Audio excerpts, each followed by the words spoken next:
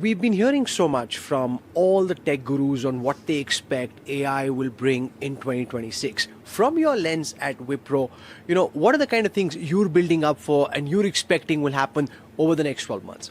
Look, a couple of things, Rahul. One, I certainly see 26 being a year where organizations, enterprises, customers that we serve moving more and more from a piloting vantage point to more of a scaling vantage point, productionizing vantage point. I think that's one big thing that you clearly see happening. The intent to leverage AI to drive disruption in the way you serve your own business as well as your end customers is dramatically changing.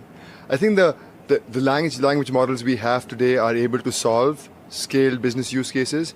The thing that they struggle with is they don't have enough context, they don't have enough domain, they have no in-depth understanding of the workflow of the particular organization. And that implicitly starts with data being well organized and well curated.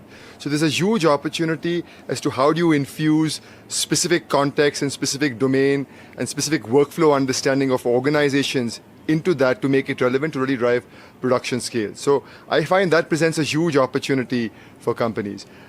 There's so much money being spent on infrastructure, all the conversation about the infrastructure spend that's happening both in many markets. There's conversations about it happening in India and happening in Europe. But ultimately, somebody has to drive consumption of that infrastructure to drive returns for organizations. And I think the technology services companies from India have a huge chance to play to help drive that adoption by helping enterprises sort of make use of these technologies on scale. That's one approach.